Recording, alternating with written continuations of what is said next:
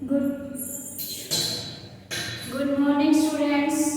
हमने अपना chapter start कर रखा है theory base of accounting. Chapter third है, क्लास 11th। ठीक है बेटा, क्लास 11th का चैप्टर थर्ड है थ्योरी बेस ऑफ अकाउंटिंग। हमने स्टार्ट किया है अदर अकाउंटिंग प्रिंसिपल हमारा चल रहा था। ठीक है, इसमें हमारा 6 पॉइंट जो है वो है कोस्ट कंसेप्ट और हिस्टोरिकल प्रिंसिपल। कोस्ट कंसेप्ट और हिस्टोरिकल प्रिंसिपल। कोस्ट कंसेप्ट का क्या मतलब है? कोस्ट कंसेप्ट का क्या मतलब है? जैसे आपने कोई मान लो मशीन खरीदी, ठीक है, वो मशीन आपने खरीदी 10,000 की। ठीक है, जब आपने मशीन खरीदी उस टाइम इसका प्राइस कितना था? मार्केट प्राइस था 10,000। मार्केट प्राइस 10,000 था।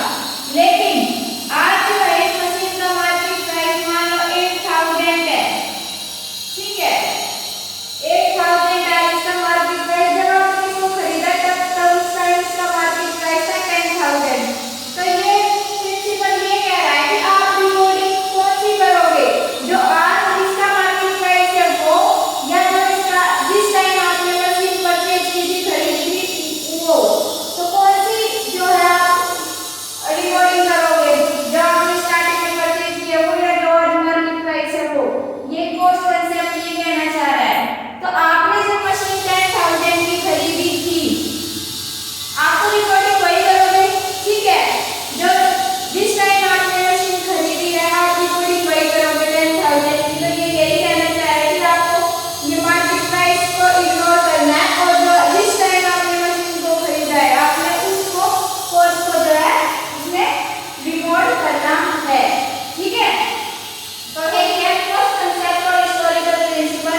According to this principle, fixed assets are always recorded. Fixed asset क्या करनी है? Always recorded in the books at cost. उसकी जो कॉस्ट थी उसमें आपने उसको रिकॉर्ड करना है। It ignores market price. आपको किसको इग्नोर करना है? मार्केट प्राइस को। ये नहीं कि आपने 10,000 की खरीद ली और आज इसका मार्केट प्राइस 8,000 है तो आप रिकॉर्डिंग बुक में उसको 8,000 की लिखाओगे। नहीं, जिस टाइम आपने इसको परचेज किया आपको वही रिकॉर्ड करनी है। ये है कोस्ट कंसेप्ट प्रिंसिपल। ठीक है बेटा, next realisation principle. Realisation principle, realise का मतलब होता है सेल करना, बेचना। ये अकाउंटिंग की फॉर्म है कि आपको रियलाइज का मतलब है सेल करना या बेचना। अब आपने जो मशीन 10,000 की जैसे इसमें परचेज की है, अब यही मशीन अब इसका मार्केट प्राइस जो 8,000 है।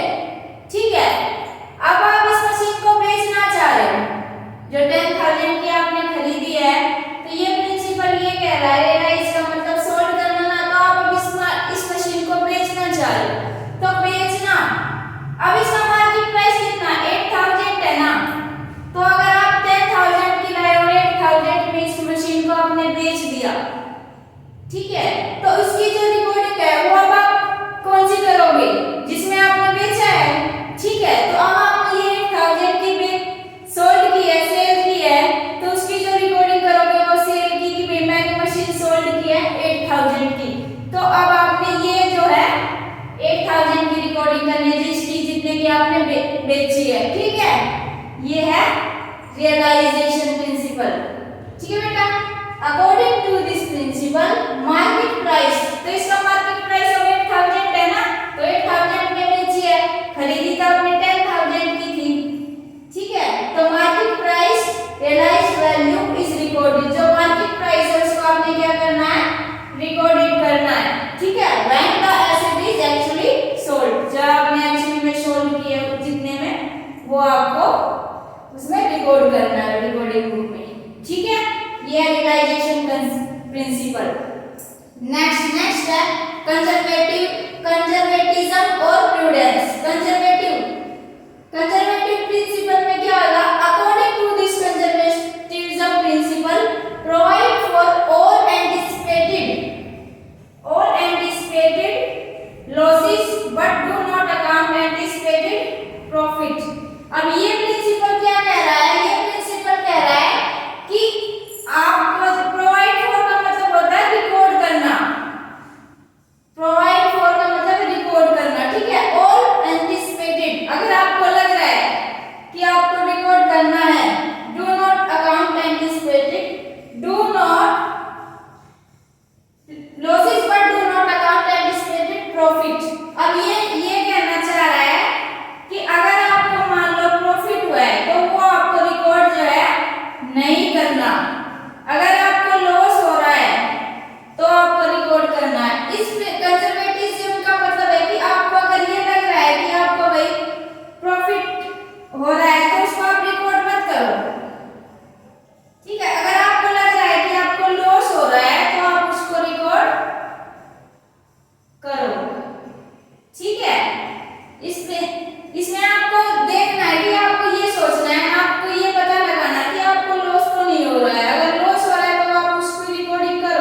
आपको ऐसा लग रहा है कि मेरे को इस चीज से नुकसान हो सकता है, इस चीज से मेरे को लॉस हो सकता है, तो उस चीज को आप रिकॉर्ड करो। अगर आपको ये लग रहा है कि मेरे को इससे प्रॉफिट हो रहा है तो उसको आप रिकॉर्ड मत करो, ठीक है।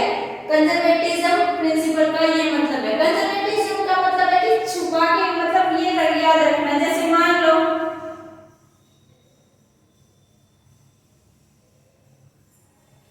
आपके पेरेंट्स हैं और आप हो, तो आपकी मम्मी ने पूछा आपका एग्जाम था, बेटा एग्जाम कैसा हुआ, आपने बोला कि ठीक हुआ। फिर आपके पेरेंट्स, आपकी मम्मा बोली कि बेटा कितने नंबर आ सकते हैं, आपको लग रहा है कि आपकी जो नंबर है वो अच्छे ही आ सकते हैं, मान लो अच्छा पेपर हुआ है तो आपको ये लग रहा है कि आपके 90 मार्क्स आ सकते हैं, लेकिन आप अपनी मम्मी को क्या बताओगे कि 85 तो आ ही जाएंगे, तो उसने आपने क्या कर लिया, कंजर्व कर लिया ना, तो कम करके बताया कि 90 आ जाते तो अच्छा है, अगर 85 आए तो भी ठीक है। आपने अपनी मम्मा को ये बता दिया कि 85 तो आ ही जाएंगे, लेकिन आपको लग रहा है कि 90 आएंगे, तो आपने इसने क्या किया, कम जो लोअर वैल्यू है वो ली ना। तो यही है, कह रहा है कंजर्वेटिज्म कि आपको जो है, अगर ये लग रहा है कि आपको लॉस हो रहा है तो उसको आप रिकॉर्ड करो, अगर आपको प्रॉफिट लग रहा है तो आप उसको रिकॉर्ड मत करो, ठीक है बेटा। ये कंजर्वेटिज्म, तो ये ओवर एंटिसिपेटेड लॉसेस को आपको रिकॉर्ड करना है, but do not anticipated profit, अगर प्रॉफिट लग रहा है तो उसको रिकॉर्ड नहीं करना है, ठीक है। अब इसके एग्जांपल है, जैसे provision for doubtful debts. Doubtful debts का क्या मतलब है, डेट्स का मतलब है डेटर, ठीक है बेटा, डेट्स का मतलब है डेटर। अब इसमें क्या है, इसमें मान लो ये डेटर है, बहुत सारे डेटर है ये, ठीक है। अब इसमें कुछ डेटर ऐसे हैं जिनसे आपको ये लग रहा है कि भाई मेरे को ये जो दो डेटर है ना, ये मेरे को पैसे नहीं देंगे वापस। डेटर का मतलब क्या, आपने अपना जो सामान है वो बेचा ना उसको उधार पे, तो ये आपके पैसे नहीं देगा, आपको ऐसा लग रहा है। अगर आपको ये लग रहा है कि भाई मेरे पैसे नहीं देगा, तो आप इसकी रिकॉर्डिंग करोगे ना, आपको लॉस लग रहा है ना इसमें, तो यही है कंजर्वेटिज्म, ठीक है। तो प्रोविजन फॉर डाउटफुल डेट्स का मतलब है कि आप इसको रिकॉर्ड करोगे, ठीक है। नेक्स्ट है closing stock is valued at cost or market price which ever is lower। तो इसमें भी ये कह रहा है कि lower जो लो वैल्यू है, मान लो आपके पास ये सामान बचा हुआ है बहुत सारा, ठीक है, ये सामान बचा हुआ है, क्लोजिंग स्टॉक बचा हुआ है आपके पास। अब आपने ये सामान जो है आज तो 90 रुपीज में बेचा है, तो क्या आप इसको कल 100 रुपए में सेल कर सकते हो, बेच सकते हो? तो अभी हमें पता नहीं हम कितने में सेल करें, तो आपको ये लग रहा है कि इसका मार्केट प्राइस जो है वो 100 रुपए है, तो आप इसको 100 रुपए में बेच दोगे, लेकिन आपको क्या सोच के चलना है कि भाई कितने का नहीं बिका, तो हम इसको कम से कम 90 की वैल्यू, 90 की इसकी कॉस्ट है, तो इसको 85 में एटलीस्ट बेचेंगे, तो इसकी लोअर जो वैल्यू है उसको हम रिकॉर्ड करेंगे, ठीक है। ये होता है closing stock is valued at cost और मार्केट प्राइस, ठीक है। मार्केट प्राइस में और जो आपकी कॉस्ट है उसमें जो लोअर वैल्यू है ना, आपको उसको रिकॉर्ड करना है, ये होता है closing stock is valued at cost और मार्केट प्राइस। नाइन्थ है मैचिंग प्रिंसिपल। मैचिंग प्रिंसिपल क्या कह रहा है, according to this principle expenses incurred to earn the revenue should be recognized as expense in same year। इसमें main बात है same year. Recognise का मतलब है रिकॉर्ड करना। अब आपने जो रेवेन्यू अर्न किया है और जो एक्सपेंस आपने किया है, ये कह रहा है कि आपने जो एक्सपेंसेस किए हैं, जो भी आपने एक्सपेंसेस किए हैं सेम ईयर का मतलब है कि इस पूरे साल में आपने जितने भी प्रॉफिट कमाया है या फिर एक्सपेंस मतलब खर्चे किए हैं, ठीक है, तो इन दोनों को सेम ईयर में हमें रिकॉर्ड करना है। ये नहीं कि हम एक्सपेंस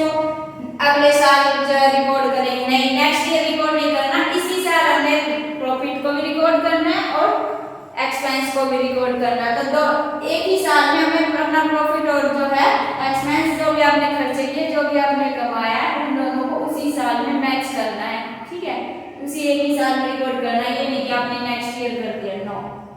ठीक है, ये होता है मैचिंग प्रिंसिपल। ठीक है बेटा, अब इसके एग्जांपल है depreciation is recorded due to this principle. तो आपने जो मशीन खरीदी है, जैसे डेप्रिसिएशन का क्या मतलब होता है, कोई भी मशीन खरीदे तो उसकी वैल्यू में जो गिरावट आती है, ये होती है ना डेप्रिसिएशन।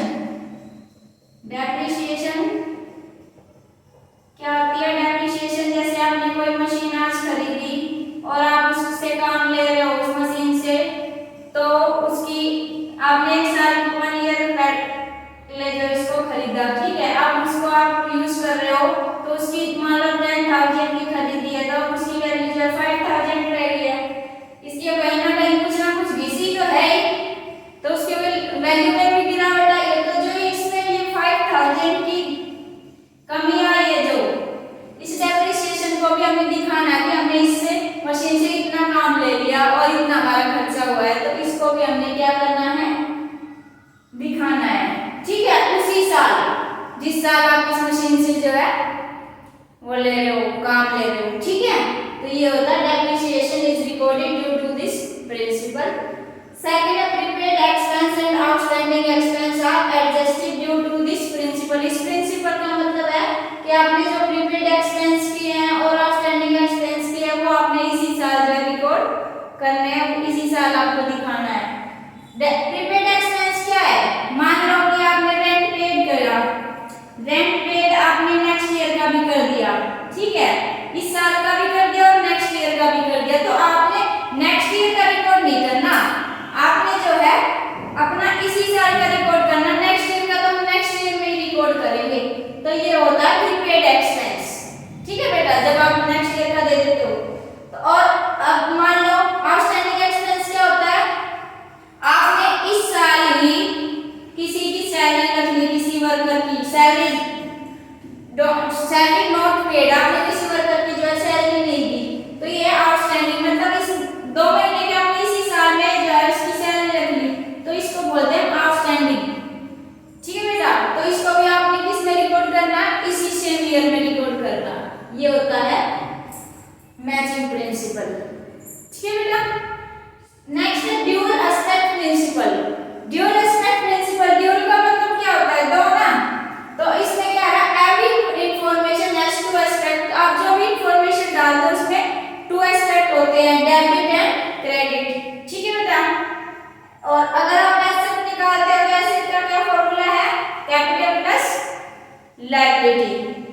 ये था आज का हमारा टॉपिक। आज हमने क्या पढ़ा, कॉस्ट कंसेप्ट और हिस्टोरिकल प्रिंसिपल। कॉस्ट कंसेप्ट में आपकी जो मशीन की जितने की परचेज किया उसको उसी में लिखना, ठीक है, मार्केट प्राइस को इग्नोर करना, और रियलाइजेशन प्रिंसिपल जितने की आपने मशीन सेल किया उसको रिकॉर्ड करना।